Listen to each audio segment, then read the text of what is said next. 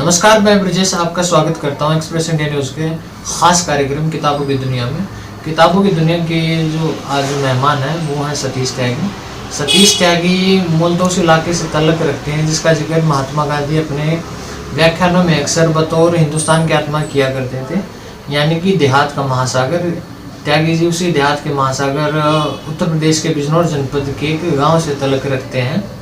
सतीश त्यागी के बारे में आपको बता दूं, सतीश त्यागी मूलतः बेसिकली हरियाणा के रोहतक डिस्ट्रिक्ट में आए तो 1983 में डॉक्टर बनने के लिए थे, मगर पढ़ने लिखने का शौक इन्हें जर्नलिज्म में खींच लाया और जर्नलिज्म के चलते ही इन्हें सियासत में रुचि हुई और सियासत में दिलचस्पी का परिणाम है यह किताब जो फिलहाल इस वक्त मेरे हाथ में है, जिसका शीर्षक है पॉलिटिक्स ऑफ चौधर, जिसे लिखा सतीश त्यागी ने और किताब को प्रकाशित किया है संजय प्रकाशन ने। सर, स्वागत है आपका एक्सप्रेस इंडिया न्यूज़ में। जी धन्यवाद। बतौर लेखक आपकी यह पहली किताब है जी। हाँ, हमारे दर्शकों को ये बताइए, किताब लिखने से लेकर प्रकाशित होने के सफर के दरमियान आपका जो स्वागत है, आपका जो इस्तकबाल है वो कांटों ने किया या फिर आपके कदमों में गुलाब की पंखुड़ियां बिछी गई? देखिए, इस तरफ कभी ध्यान नहीं दिया। किताब लिखनी थी, किताब का आइडिया दिमाग में था और किताब लिखी गई। अब लोगों के सामने है, काफ़ी चर्चित किताब रही है, बहुत लोगों ने इसको पढ़ा है, अपनी राय भी दी है। और जाहिर सी बात है, जब आप कोई काम करते हैं, बेशक ख़ासतौर से जब आप कोई किताब लिखते हैं तो उसकी आलोचना भी होती है। और आलोचना उस अर्थ में नहीं कि आप कोई निंदा कर रहे हैं, साहित्य में आलोचना एक बिल्कुल अलग परिभाषा है। और कोई भी किताब, मेरा ये मानना है जैसे कि न तो वो पहली किताब होती है किसी भी विषय पर, न वो अंतिम किताब होती है। तो बीच में दोनों तरफ की चीज़ें लेखक ये सारी चीज़ें लिखता है, तो उसमें स्वागत भी होता है और आलोचना भी होती है, लेकिन दोनों का ही स्वागत है और अच्छा रहा। मेरा अनुभव बहुत अच्छा था। त्यागी जी, ये बताइए, जो किताब का शीर्षक है उसके चुनाव में कैसे आपने उसको चुनाव किया और पॉलिटिक्स ऑफ चौधर रखने के पीछे क्या उसका रीज़न है? हाँ, देखिए, जब किताब गर्भ में होती है, मतलब जब आपके दिमाग में चल रही होती है, तो कोई भी लेखक, खासतौर से मेरे जैसा लेखक जो पहली बार किताब लिख रहा है, तो वो सबसे पहले नाम सोचता है कि उस किताब का नाम क्या होगा। और वो नाम की सारी सार्थकता ये होती है कि आप किस चीज़ को लेके चल रहे हैं। तो प्रारंभिक दौरों मेरे दिमाग में ये था कि मैंने हरियाणा की राजनीति का जो पूरा शताब्दी है, जो 100 साल का सफ़र है, वो कैसा रहा है, उसके बारे में मैं लिखूँगा। तो 100 साल का सफ़रनामा या 100 साल से या एक सदी से जुड़ी चीज़ें मेरे दिमाग में आ रही थी। लेकिन अचानक ऑल ऑफ सडन मेरे दिमाग में ये चीज़ आई कि हरियाणा की जो राजनीति है उसमें चौधर एक बड़ा प्रभावी तत्व है, बहुत निर्णायक तत्व है। तो मैंने क्यों ना इसका नाम पॉलिटिक्स ऑफ चौधर कर दिया जाए, और इस तरह से वो दिमाग में है और फिर नाम आ गया। मेरा अगला सवाल आपसे, आप खुद किताब लिखने तक ही सीमित नहीं रहते हैं, बल्कि अपनी बात में आप लिखते हैं। अपनी किताब है जो उसमें आप अपनी बात में आप लिखते हैं। मेरी मान्यता है कि हर एक विद्यार्थी को किताब लिखनी चाहिए। किताब लिखी भी गई, किताब लिखने वाले थे। मैं पंजाब यूनिवर्सिटी के में पॉलिटिकल साइंस के टॉपर रहे चौधरी हरद्वारी लाल। उन्होंने 2 किताबें लिखी सन 1972 में। एक का जो शीर्षक था वो था emergence of corrupt politics in Haryana, और दूसरी किताब थी चीफ मिनिस्टर। तो आपकी पीठ किताब लिखने के लिए आपकी पीठ थपथपाई गई, लेकिन चौधरी हरद्वारी लाल को किताब लिखने के चलते सदन से निष्कासित कर दिया गया। क्या वाकया था? चौधरी हरद्वारी लाल केवल एकेडमिशियन या लेखक नहीं थे। चौधरी हरद्वारी लाल बहुत खांटी नेता थे और राजनीति में सक्रिय थे। और जिन किताबों का आपने जिक्र किया उन्होंने लिखी, emergence of A corrupt chief minister, और एक है चीफ मिनिस्टर रन्स अमॉक। हाँ, तो ये जो दोनों किताबें हैं, अगर आप इसको देखें बारीकी से, तो एक किताब तो उन्होंने चौधरी बंसी लाल पर व्यक्तिगत हमले किए हैं। व्यक्तिगत हमले? जी, व्यक्तिगत हमले इस अर्थ में कि आप पूरी उस किताब को पढ़ेंगे तो anatomy of a chief minister जो है उनकी किताब, वो केवल चौधरी बंसी लाल पर केंद्रित है। बाद में उन्होंने चौधरी भजन लाल पे भी एक किताब लिखी थी और उस पर वो भजन लाल जी पर केंद्रित है। तो ये जो 2 किताबें या 3 किताबें उन्होंने लिखी, तो जाहिर सी बात है, अगर सत्ता के शीर्ष पर बैठे व्यक्ति के खिलाफ कुछ चीज़ें लिखेंगे तो उसमें बैन लगेगा। तो उसको सदन से निष्कासन भी उनका हुआ, लेकिन सबसे इंटरेस्टिंग बुक जिसका आप शायद उल्लेख नहीं कर पा रहे हैं, वो किताब थी उनकी प्रेजुडिसेस ऑफ पार्लियामेंट्री सिस्टम। जो उन्होंने जो हाई कोर्ट का लैंडमार्क जो डिसीजन था, वर्डिक्ट था। हाँ, उनको जो है जब सदन से निष्कासित किया गया तो वो इस स्पीकर के इस फैसले के खिलाफ कोर्ट में गए, सुप्रीम कोर्ट में गए, और वहाँ प्रिविलेजेस की बात को रख के उन्होंने अपने केस की गवाही, अपने केस की वकालत खुद की, और उस समय वो उसके सारे नोट्स बनाते थे, और उस सारे प्रोसेस में वो किताब वजूद में आ गई। वो खुद भी लॉ एंड जस्टिस के काफी अच्छे बेहद जानकार थे। हाँ, बहुत अच्छे जानकार थे, बहुत उनकी जानकारी सारी दुनिया के बारे में बहुत ज़्यादा थी। इस किताब को मैंने भी पढ़ा है, और उसमें वो ब्रिटिश पार्लियामेंट कैसे बनी और कैसे पार्लियामेंट्री सिस्टम की वहाँ की क्या कन्वेंशंस है, क्या धारणाएं हैं, और वो ये उम्मीद करते थे कि भारत में भी चूंकि संसदीय लोकतंत्र मूल रूप से ब्रिटेन से ही आया है, तो उस तरह की चीज़ें यहाँ भी होनी चाहिए। तो उन्होंने ब्रिटेन के संसदीय राजतंत्र की और भारत की तुलना करते हुए अपने जो उनके सदन के निष्कासन हुआ था उसको एक चुनौती दी थी, और अपने आप में एक लैंडमार्क किताब है और वो पढ़ी जानी चाहिए, बहुत अच्छी किताब है। हरद्वार लाल सौरभ सिंह के बनिस्बत सियासत में भी पहले कदम रख चुके थे। 1962 में उन्होंने पहला चुनाव लड़ा, 67 में लड़ा, और उसके बाद करीब 77 तक उन्होंने 6 चुनाव जीते, और ये अपने आप में एक रिकॉर्ड है कि 6 के 6 चुनाव उन्होंने जीते। मैं बताया कि हरद्वारी लाल तो बेसिकली नेता ही थे, और जब वो 77 में आए थे चुनाव जीत के, तो डॉक्टर चौधरी देवीलाल से उनकी यही बात हुई थी कि देवीलाल भी ये समझते थे कि हरद्वारी लाल अगर सदन में रहें तो उनके लिए समस्या पैदा करेंगे, तो उन्होंने एक तरीके से अपना कांटा वहाँ से निकाला था और उनको महर्षि दयानंद विश्वविद्यालय का कुलपति बना दिया था, वाइस चांसलर बने गए थे। तो उनके पीछे जो मंशा यही रही होगी कि चौधरी हरद्वारी लाल जैसा व्यक्ति तो अगर सदन में रहेगा तो वो अपने मुख्यमंत्री का भी विरोध कर सकता है, उसके विविध समस्याएं पैदा कर सकता है। एक वाक्य उनके महर्षि दयानंद विश्वविद्यालय से जुड़ा है। वो जब वो महर्षि दयानंद विश्वविद्यालय के कुलपति थे, उस दौरान यहाँ के रजिस्ट्रार थे भीम सिंह दैया, और उनमें तनातनी होती है, और जो हरद्वारी लाल है वो रजिस्ट्रार की पोस्ट से उन्हें हटा दिया जाता है। लेकिन उसके बाद जो टीचर और स्टूडेंट हरद्वारी लाल की जो डिक्टेटरशिप है उसके खिलाफ प्रोटेस्ट करते हैं, वो भी कुछ उस पर कुछ प्रकाश डालेंगे। हाँ, वे कुलपति रहते हुए हरद्वारी लाल बहुत विवादास्पद थे, और ये घटना जो आपने बताई ये बिल्कुल सही है। इसके अलावा उन्होंने सबसे बड़ी बात यह कि जो रोहतक का बड़ा प्रतिष्ठित मेडिकल कॉलेज है, एक ही मेडिकल कॉलेज था उस जमाने में, तो यहाँ भी उन्होंने इसको लेके भी बहुत बड़ा आंदोलन यहाँ पर हुआ था। तो हरद्वारी लाल चूंकि मूलतः राजनेता थे और एकेडमिशियन भी थे, तो एक मिक्सचर उनके अंदर एकेडमिक चीज़ों का और एक पॉलिटिक्स का था। तो वो कुलपति रहते हुए भी, शिक्षाविद रहते हुए भी उनके अंदर का राजनेता कभी कमजोर नहीं पड़ा। तो वो इस तरह की हरकतें उनसे होती रही हैं उनसे। कहते हैं कि रूरल जो स्टूडेंट थे, जो ग्रामीण परिवेश से जो स्टूडेंट विद्यार्थी आते थे, उनके प्रति उनका लगाव कुछ अधिक था।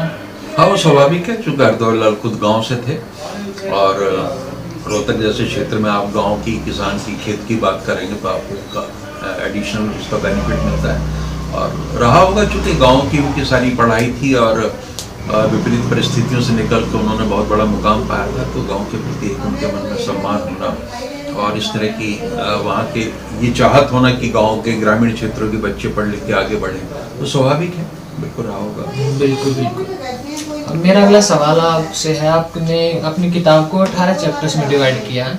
उसका पहला चैप्टर है हरियाणा युगे युगे। उसी के बनिस्बत में, उसी के रिगार्डिंग मेरा पहला सवाल है कि खाप के अस्तित्व में आने के पीछे अलग अलग विद्वानों के अलग-अलग मत हैं। एक मत आपका भी है जिसका जिक्र आपने किताब में किया। खाप में आने की क्या प्रक्रिया थी, क्या कैसे खाप अस्तित्व में है, इसके थोड़ा सा बताइए। देखिए, मेरा अपना कोई मत नहीं है इसको लेकर। मैंने पहले से जो स्थापित मत हैं, जिसमें इसमें गण का जिक्र है कि गण से वो गणेश की सेना थी, गणेश भगवान की सेना थी, और उससे गण बने, गणी अंततो गत्वा खाप में बने। ये मेरी थियरी नहीं है। मैंने उन लोगों को कोट किया कि खाप कैसे वजूद में आई है। तो खाप पर विस्तृत अध्ययन हमारे आदरणीय रहे डॉक्टर D.R. चौधरी, उन्होंने बहुत इस पर गंभीरता से अध्ययन किया है। रहे हैं या हैं? अभी भी हैं। तो जो ऐसे विद्यार्थी हैं जो ख्वाब के विषय में ज़्यादा गंभीर जानकारी चाहते हैं, तो मेरी किताब के अतिरिक्त उन्होंने ज़्यादा गहराई में जाने के लिए D.R. चौधरी की किताब पढ़नी चाहिए। उसमें बहुत डिटेल में सारी चीज़ें। उनकी एक किताब और काफ़ी चर्चित रही है, हरियाणा एट क्रॉस रोड। हाँ, है ना? मैंने पढ़ी है, बहुत अच्छी किताब है। तो अगला सवाल मेरा आपसे आपके तीसरे चैप्टर से है, गदर में हरियाणवी गदर। भारत का स्वतंत्रता संग्राम 1857 का, जब पूरा मुल्क को, पूरा ये कहें उत्तर भारत उसमें बिना किसी नफ़ा नुकसान के आज़ादी की लड़ाई लड़ रहा था, तो उस दौरान हरियाणा से भी एक महानायक निकले जिनका नाम था उद्यमी राम। स्वतंत्रता 1857 के स्वतंत्रता संग्राम का जिक्र हो और उद्यमी राम की शहादत को याद न किया जाए या जिक्र न किया जाए, तो यह किसी भी मतलब दृष्टिकोण से मतलब मुनासिब नहीं होगा। कौन थे उद्यमी राम जिन्हें बहालगढ़ चौक पे कोल्लू के अंदर पे कुचल कर मार दिया? 1857 की जो क्रांति थी उसमें पंजाब को जितना मुखर होना चाहिए था, पंजाब उतना मुखर नहीं था। लेकिन ये वाला जो हिस्सा है जिसे आज हम हरियाणा के रूप में जानते हैं, यहाँ अंग्रेजों की सत्ता को बहुत कड़ी चुनौती मिली और अंग्रेजों ने इस इलाके में बहुत जुल्म भी किए, क्योंकि जहाँ बगावत होगी, जहाँ बागी तत्व होंगे, वहाँ पे जाहिर सी बात है कि सत्ता अपना इस्तेमाल करेगी जायज़ और नाजायज़ तरीक़ों से। तो उद्यमी राम सोनीपत जिले के रहने वाले थे। उद्यमी राम को वो दर्जा हासिल है हरियाणा में, ये हमारे लिए फख्र की बात है। एक बात और मुझे समझ नहीं आई, त्यागी जी उस पर थोड़ा प्रकाश डालिए। एक तरफ जहाँ पूरा हरियाणा या यूँ कहें पूरा उत्तर भारत बिना घाटे नफे नुकसान के देखे स्वतंत्रता संग्राम में अपना जोहर दिखा रहा था, वहीं दूसरी ओर दलाल और दहिया गोत्र आपस में तलवार भांज रहे थे। ये कुछ समझ नहीं आया।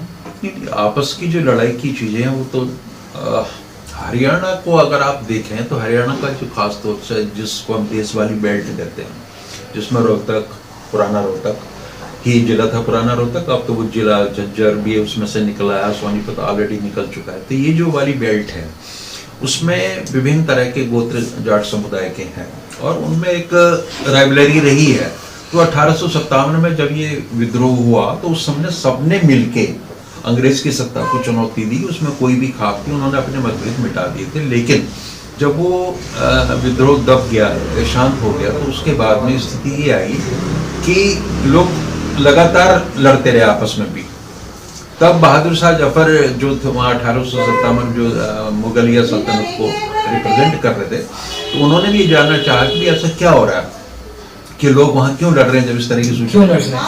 तो उन्हें बताया गया कि ये सामान्य बात है, इस क्षेत्र के लोगों का स्वभाव है कि एक बार उन्होंने मूड बना लिया, वो आक्रामकता के मोड में आ गए, तो वो काफी समय तक चलता है। जब तक फसल नहीं आ जाएगी, फसल की कोई कटाई वगैरह नहीं आएगी, तो उस समय ये अपने आप ही शांत हो जाएंगे और फिर एक दूसरे की मदद भी करेंगे। और उस साल में अच्छी बारिश भी हुई, फसल भी अच्छी हुई। हाँ, ये उल्लेख मैंने किया है किताब।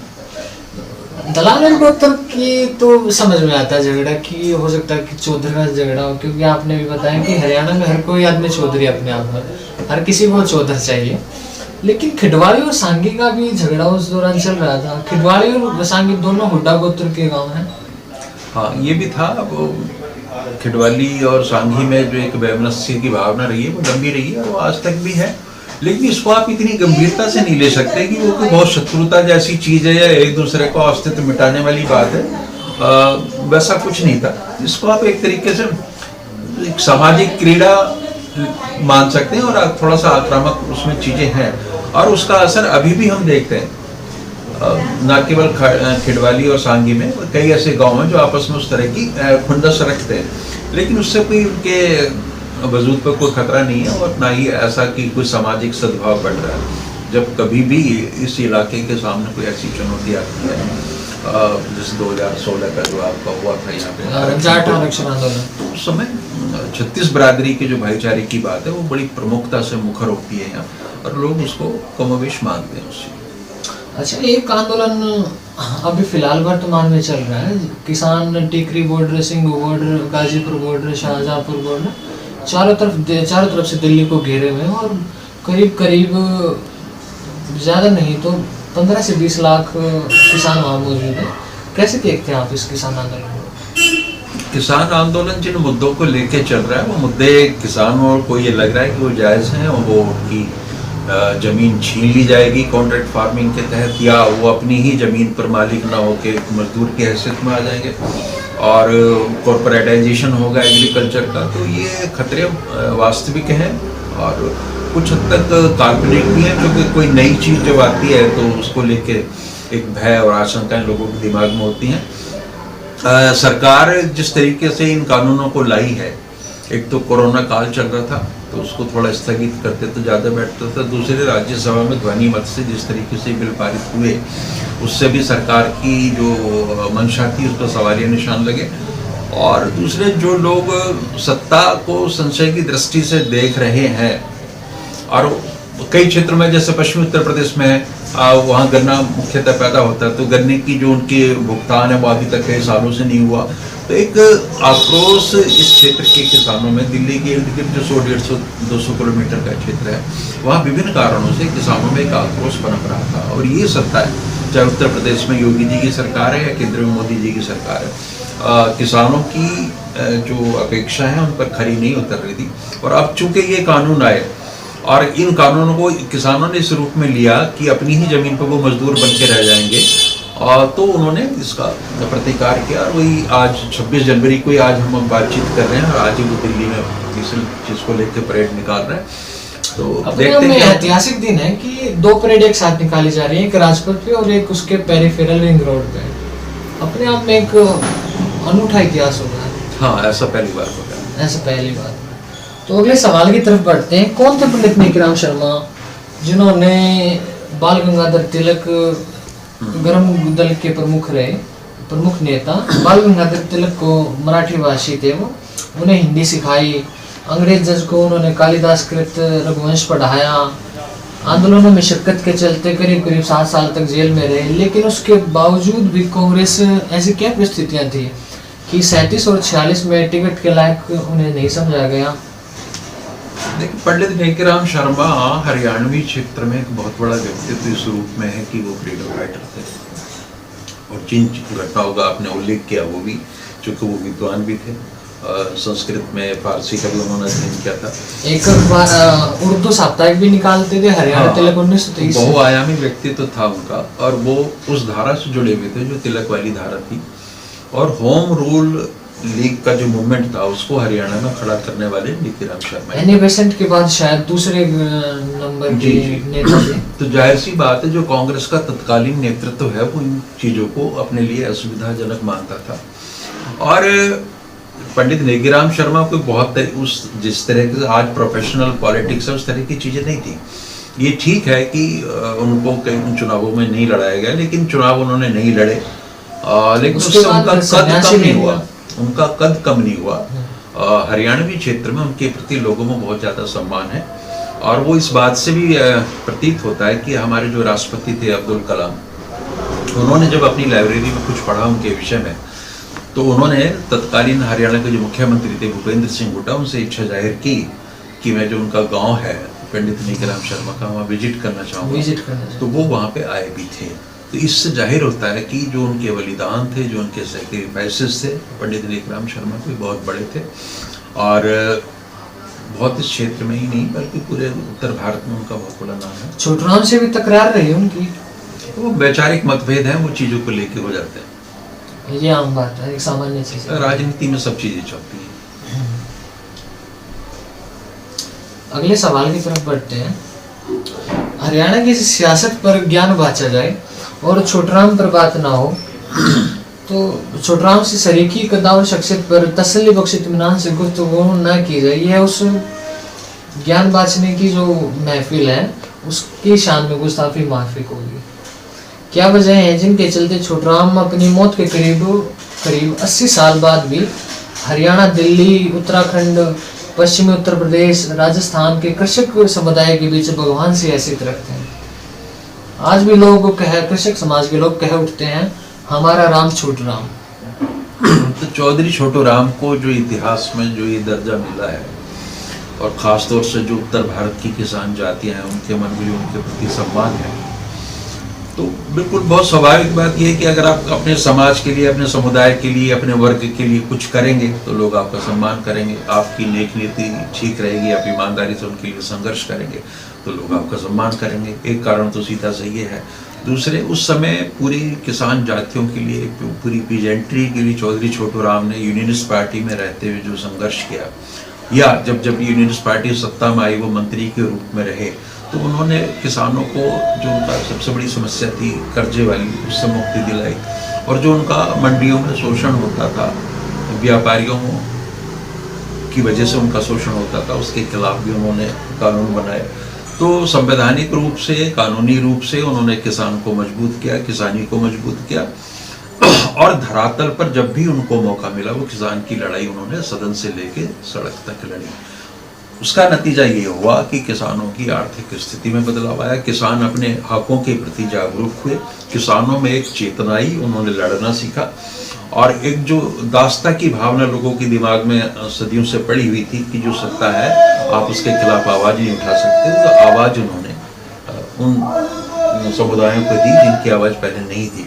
तो इतना बड़ा योगदान जिस व्यक्तित्व का रहा हो, तो जाहिर सी बात है उसको ये कहना कि हमारा नाम छोटू राम, मैं इसको कोई अतिशयोक्ति नहीं मानता, कहना भी चाहिए, बहुत अच्छी बात है। मैं एक बार उनके जो पैतृक गांव गढ़ी सांपला में गया तो मुझे बड़ा आश्चर्य हुआ। वहाँ मैंने देखा कि मंदिर की जगह छोटू राम की मूर्ति रखी, वो फोटो रखी थी, और उसके सामने दिया बाती चल रहा था। हाँ, बिल्कुल संभव है और होना चाहिए, इसमें कोई दिक्कत नहीं है। हर दौर के अपने नायक होते हैं, और आप अन्य प्रांतों में जाएंगे तो उस तरह के व्यक्तित्व वहाँ भी मिल जाएंगे, वहाँ भी मिल जाएंगे। देवताओं के भी अपने कुछ जोखिम होते हैं।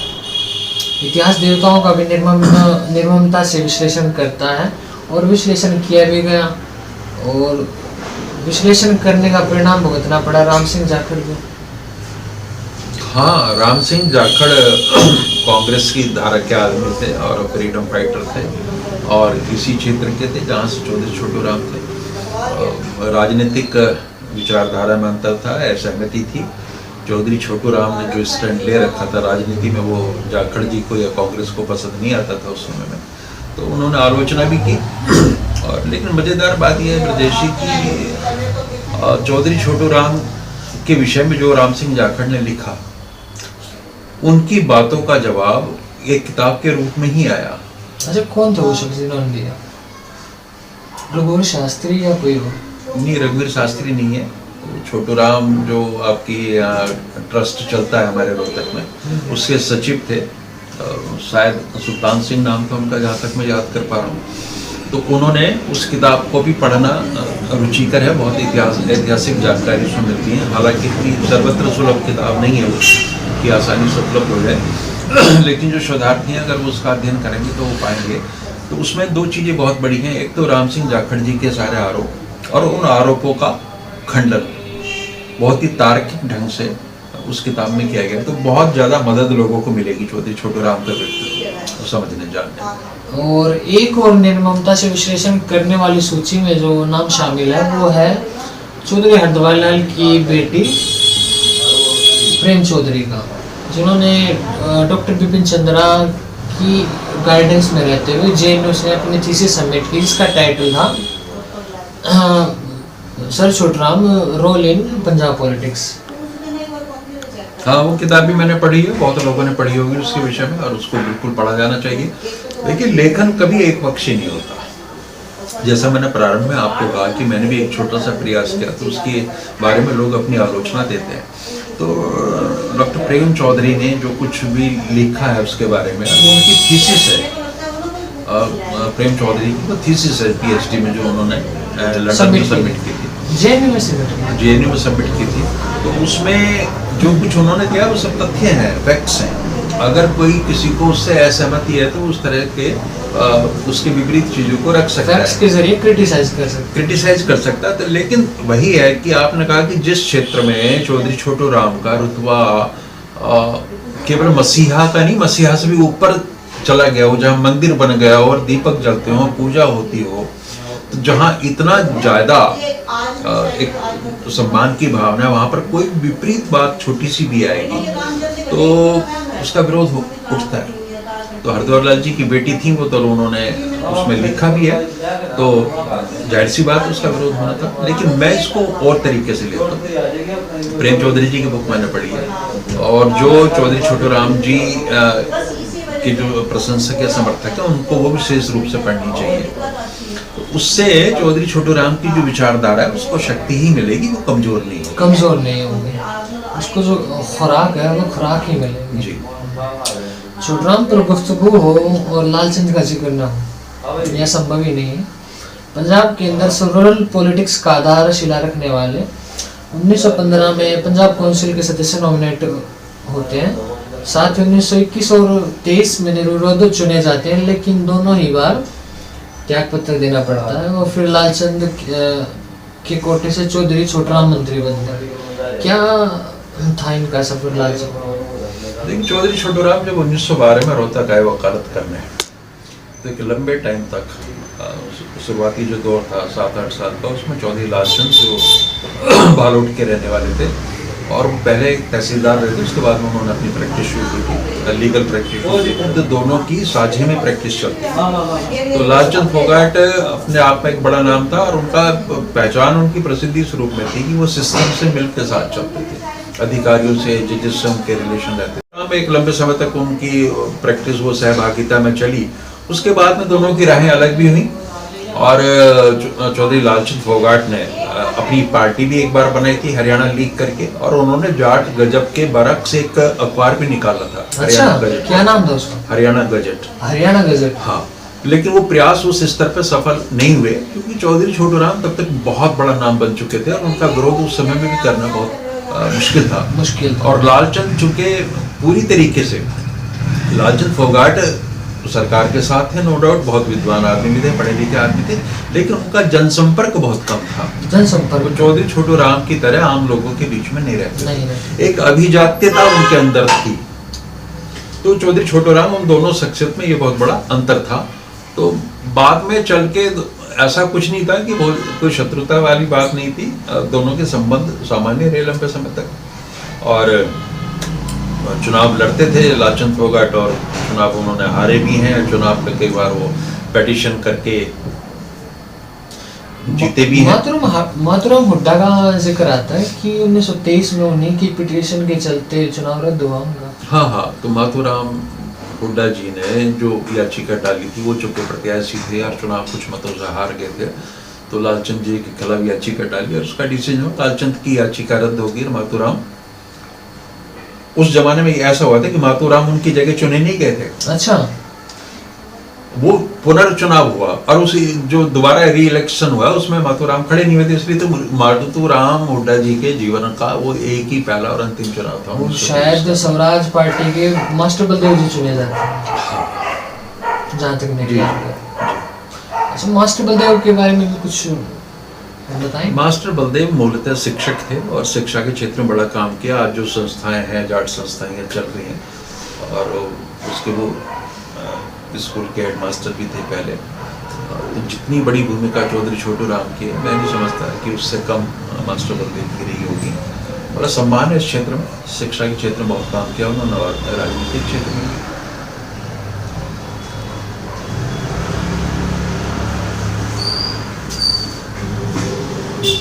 अच्छा, अगला सवाल बड़ा दिलचस्प है। जब नया सूबा हरियाणा बनता है तो 1966 में मुख्यमंत्री बनते हैं भगवत दयाल शर्मा, और उसके बाद उनको गिराने की कवायद शुरू होती है, तमाम लॉबिंग की जाती है, फिर दोबारा से री इलेक्शन होते हैं, और राव वीरेंद्र मुख्यमंत्री बनते हैं। लेकिन इस बीच एक घटना और घटती है। लोटा नमक की क्या कहानी थी? इसके दो किरदार हैं, देवीलाल और दूसरे हैं राव वीरेंद्र। देवीलाल कहते हैं अगर मैं गद्दारी करूं तो इस तरह गल जाऊं जैसे ये नमक गल रहा है। क्या कहानी थी? कहानी तो आपने पॉलिटिक्स ऑफ चौधर का बड़ा गंभीरता से अध्ययन किया है, उसमें सारी कहानी है। फिर भी पाठकों की दृष्टि से मैं बता दूं, लोटा नमक का मतलब एक सामाजिक प्रक्रिया हमारे यहाँ, कि जब किसी से कोई वादा लेते हैं या कोई संकल्प करता है तो उसमें ये है कि वो लोटे में नमक डालते हैं। तो नमक इसलिए डालते हैं कि वो पानी में डिजॉल्व हो जाता है, गल जाता है। तो उस तरह की जो घटनाएं थी जो हरियाणा निर्माण से लेके और जो 1966 से जो हरियाणा की राजनीति है, जो चौधरी बंसी लाल के ठीक से स्थापित हो जाने का वक्त है 3-3.5 साल का, उसके बीच जो हरियाणा में उठापटक चल रही थी और उसी दौरान आयाराम गयाराम की राजनीति, डिफेक्शन की राजनीति बहुत ज़्यादा मुखर थी, प्रबल थी। तो उस समय वो एक ऐसा दौर था हरियाणा का, इन्फेंसी का, शैशव अवस्था का वहाँ की राजनीति का दौर था कि आस्थाएं डगमगा रही थी। आज की तरह कोई एंटी डिफेक्शन लॉ था नहीं, कोई भी विधायक कहीं भी जा रहा है, कहीं भी आ रहा है, तो उसी चीज का लाभ जो नेता थे उस समय के, जो मुख्यमंत्री पद के दावेदार थे, वो उठा रहे थे। शायद इसी के चलते गृह मंत्री रहे उस दौर के भाई के चौहान को ये कहना पड़ा कि हरियाणा में 20-20 हजार रुपए में विधायकों की खरीद फरोख्त हो रही है। बिल्कुल उन्होंने संसद में ये कहा था। हरियाणा उस समय बहुत आज की तरह, हालांकि मीडिया के उपकरण नहीं थे, सोशल मीडिया नहीं था, टेलीविजन नहीं था, रेडियो नहीं था, बावजूद इसके हरियाणा की ख्याति उस समय ये बन गई थी कि हरियाणा का मतलब है आयाराम गयाराम का प्रदेश। आयाराम गयाराम, चूंकि एक एक विधायक ने 4-4, 5-5 बार महीने भर के भीतर अपनी आस्थाएं बदली, इधर से उधर जा रहे हैं, उधर से इधर आ रहे हैं। वो राजनीतिक अस्थिरता का दौर था। तो उस समय भगवत दयाल चूंकि मुख्यमंत्री थे और वो चाहते थे कि वो मुख्यमंत्री बने रहे 67 के बाद भी, लेकिन चौधरी देवीलाल थे, प्रोफेसर शेर सिंह थे और कई लोग थे जो नहीं चाहते थे कि ऐसा हो। तो राजनीतिक राइवलरी थी, एनिमिटी चल रही थी, पॉलिटिकल, एक दूसरे को अस्थिर करने के दौर था। उस समय में लोटा नमक जैसी चीजें होती रहती थी। आप देवीलाल कहते हैं अगर मैं गद्दारी करूं तो किस बात का दिलासा वो दिलाना चाह रहे हैं? हाँ, वो ये कह रहे थे कि मैं राव वीरेंद्र के साथ रहूंगा। राव वीरेंद्र थोड़े आशंकित थे क्योंकि चौधरी देवीलाल उनसे पहले उनके साथ कथित रूप से विश्वासघात कर चुके थे। तो उन्होंने दोबारा ये कहा कि भाई इस बार मैं उनको नहीं छोड़ूंगा, और अगर मैं छोड़ूंगा तो मेरा वही हश्र होगा जिस नमक का पानी में डाल के रखा। और उससे पहले एक वाक्य और जिक्र होता है कि जब 66 में हरियाणा प्रदेश बनता है तो उस दौर के जो मुख्यमंत्री थे भगवत दयाल शर्मा सदन में खड़े होते हैं और उस वक्त के कद्दावर नहीं लेकिन बुजुर्ग जो नेता थे दया किशन विधायक, उनका नाम प्रपोज करते हैं विधानसभा स्पीकर की पोस्ट के लिए। मगर उसी वक्त श्रीचंद यानी छोटराम के भतीजे खड़े होते हैं और नाम प्रपोज करते हैं राव वीरेंद्र सिंह का। मुख्यमंत्री द्वारा नाम प्रपोज किया गया जो विधायक है वो चुनाव हार जाता है। तो ये कैसे संभव हो पाया? संभव मैंने बताया ना कि भगवत दयाल की सरकार को अस्थिर करने की कोशिशें पहले दिन से हो रही थी। और 1967 में जब दोबारा चुनाव हुए हरियाणा के और फिर से कांग्रेस 48 सीटें लेकर सत्ता में आई और भगवत दयाल फिर से मुख्यमंत्री बन गए, तो उनके जो विरोधी नेता थे उनकी लड़ाई और तेज हो गई उसको हराने के लिए। तो उसी में से एक 15-16 विधायकों का एक ऐसा गुट था जो भगवत दयाल को नहीं चाहता था। उन्होंने अलग से अपना एक पार्टी टाइप एक फैक्शन बना लिया था। हाँ, हरियाणा कांग्रेस बनी थी और वो राव वीरेंद्र को समर्थन दे दिया। समर्थन दे दिया तो उसमें राव वीरेंद्र पहले तो विधानसभा के अध्यक्ष ही चुने गए थे और कुछ दिन बाद में वो मुख्यमंत्री भी हो गए। तो ये बहुत इंटरेस्टिंग दौर है हरियाणा की राजनीति का जो 3-4 साल थे, और ये इसकी काल अवधि रही है कि जब तक चौधरी बंसीलाल पूरी तरह से स्थिर नहीं हो गए तब तक ये स्थिति रही है हरियाणा में, राजनीतिक अस्थिरता रही है। हरियाणा में 66 में जब भगवत दयाल शर्मा मुख्यमंत्री बनते हैं उसके बाद सरकार गिरती है और दोबारा से फ्रेश इलेक्शन होते हैं और राव वीरेंद्र मुख्यमंत्री बनते हैं और फिर सरकार गिरती है। अब की बारी थी मुख्यमंत्री की आस पाले हुए भगवत दयाल मुख्यमंत्री बनने की। सफलता के चेतक पर सवार भगवत दयाल एक तरफ जहां रणवीर सिंह के मुख्यमंत्री के ख्वाब की हत्या उन्हें किलोई से हरवाकर वो पहले ही कर चुके थे। दूसरी ओर जो स्ट्रॉन्ग कैंडिडेट थे प्रोफेसर शेर सिंह, उन्हें वो पहले लोकसभा में भेज चुके थे ताकि रास्ते का कांटा साफ। तीसरे बचे जो कद्दावर जो नेता थे देवीलाल पार्टी से निष्कासित चल रहे थे, वो मुख्यमंत्री तो दूर वो चुनाव तक नहीं जा सकते। लेकिन उसके बावजूद फिर चूक कहाँ हुई कि सहराम बंसीलाल के सिर बनता है। नहीं कि बंसीलाल के नाम सेहरा एकदम से नहीं बनता, उसकी भी अपनी कहानी है। 1967 के चुनाव में भगवत दयाल शर्मा यानी कि तत्कालीन मुख्यमंत्री, उन्होंने ये अंदाज़ा लगा लिया कि 67 के चुनाव के बाद कौन कौन लोग, कौन कौन नेता ऐसे हैं जो तुम्हें नेता पद की चुनौती देंगे। उनमें रणवीर सिंह हुड्डा भी थे और जो 2-4 नाम थे, प्लस ऐसे लोग भी थे जिनको ये लगता था कि ये आदमी अगर जीता तो मेरे साथ नहीं रहेगा। तो 1967 के चुनाव में ऐसी बहुत से विधानसभा क्षेत्र थे जहां कांग्रेस प्रत्याशी के खिलाफ भगवत दयाल शर्मा का अपना कैंडिडेट खड़ा हुआ था। और ऐसा, हाँ, यानी कांग्रेस का विरोध कांग्रेस ही कर रही थी।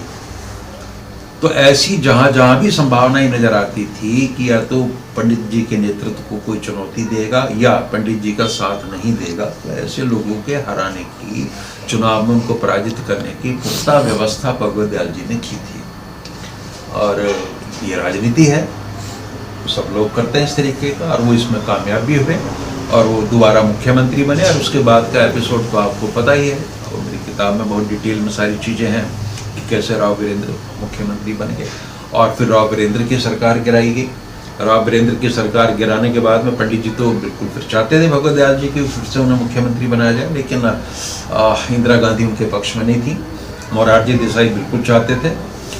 लेकिन फिर सहमति के आधार पे और इस रूप में कि बंसीलाल जो है उस समय जो पहली बार के विधायक थे कि वो विरोध नहीं करेंगे और जैसा पंडित जी चाहेंगे उनके इशारों पर नाचेंगे।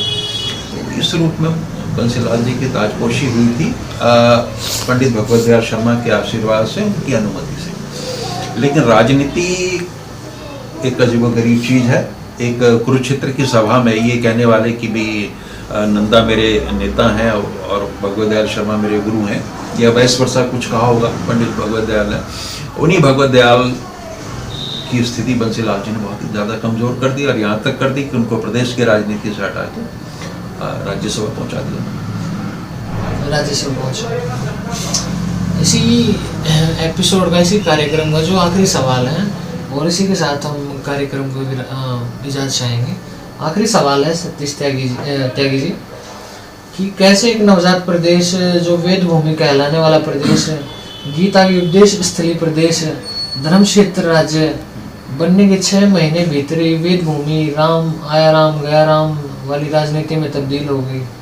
साथ ही यह भी बताएं, दलित विधायक गयालाल और साथ ही हरियाणा कांग्रेस के एक लोहारू के विधायक रहे हीरानंद आर्य राव की क्या भूमिका रही जिसके चलते आप उन्हें किंग ऑफ डिफेक्टर्स की पदवी से नवाजते हैं? देखिए, वेद भूमि रही इसमें तो कोई संदेह नहीं है, और लेकिन महाभारत भी यही हुआ, इसको भी हमें नज़रअंदाज नहीं करना चाहिए। और हर दौर में, बदलते दौर में राजनीतिक और सामाजिक परिवर्तन होते हैं तो उससे मनुष्य का स्वभाव भी बदलता है, उसकी हरकतें भी बदलती हैं, उसकी गतिविधियों में बड़ा बदलाव आता है। तो हरियाणा में जो कुछ हुआ, ये आया राम गया राम, इस तरह की जो आज हम कह सकते हैं अनैतिक सी राजनीति, उस समय उम्मीद नहीं कर रहे थे लोग, चूँकि एक आज़ादी को मिले ज़्यादा समय नहीं हुआ था और एक आदर्शवाद का दौर था भारतीय राजनीति में। उस समय हरियाणा में ये इस तरह के डेवलपमेंट हुए तो उसको लेके हरियाणा की छवि निश्चित रूप से थोड़ी संदिग्ध हुई, उससे थोड़ी कलुषित हुई। लेकिन वो एक फेजेस हैं, राजनीति में आती हैं, और राजनीति जिंदा लोगों का खेल है, कोई इसमें कोई मृत आत्मा है तो राजनीति करते नहीं है। और जब आप सत्ता की राजनीति की दौड़ में है, सत्ता हासिल आपने करनी है, तो उस समय बहुत लोग ऐसे होते हैं जो आदर्शों की या नैतिकता की परवाह नहीं करते। वो एक दौर रहा हरियाणा की राजनीति में, और अफसोस ये कि वो चीज़ें अभी तक जारी हैं। अगर एंटी डिफेक्शन लॉ ना हो तो आज की तारीख में भी ये सरकार जो चल रही है मनोहर लाल जी की, ये नहीं चल सकती थी। आज आप फिर से आयाराम गयाराम का दृश्य देखते और बहुत मजबूती से देखते। तो एक कानूनी प्रावधान है कि जिसके तहत आप दल बदल नहीं कर सकते, और अगर ये सुविधा होती तो आयाराम गयाराम की राजनीति को आज हरियाणा ऐसे आयाम दे रहा होता कि सही सोच के लोग शायद शर्मिंदा होते, लेकिन एक बड़ा रोचक विषय होता भारत की राजनीति। और इन्हीं दल बदलों में एक हरियाणा के गांधी नाम से विख्यात मूलचंद जैन जी, वो भी इन्हीं दल बदल में शामिल थे। मूलचंद जैन जी फ्रीडम फाइटर थे, बहुत अच्छे आदमी थे। और मैंने एक, शायद आपने वीडियो देखी हो मेरी, जिसमें मैंने उनको कहा था कि पहले दल बदलू थे लेकिन उनकी दल बदल के कारण कुछ और थे। लेकिन वो उस तरह, उनकी छवि एक बहुत अच्छे नेता की रही है। और वो हरियाणा के वित्त मंत्री भी रहे हैं, बहुत फ्रीडम फाइटर भी थे, उनका सम्मान भी है। और गांधीवादी सिद्धांतों के लिए बहुत प्रतिबद्ध रहे, ग्रामीण विकास की दिशा में उन्होंने बहुत काम किया। तो वो एक बहुत छोटा सा पहलू है उनके बारे में डिफेक्शन का, राजनीतिक मतभेदों के चलते था। लेकिन वो इतनी बड़ी बात नहीं है कि मूलचंद जैन के एक विशाल व्यक्तित्व पे कोई बहुत ज़्यादा गहरा प्रभाव डाल सके। हाँ, जहाँ तक बात आपने की है गयालाल और हीरानंद आर्य की, तो असल राजा तो ये थे डिफेक्शन के, किंग ऑफ डिफेक्टर्स। जी। और इसी के साथ हम इजाज़त चाहेंगे। इस कार्यक्रम के एपिसोड नंबर 1 में हमने किताब के 18 चैप्टर्स में से 9 चैप्टर्स पे हमने गुफ्तगू की। अगले एपिसोड में हम बाकी बचे हुए चैप्टर्स पे गुफ्तगू करेंगे। तब तक के लिए इजाज़त।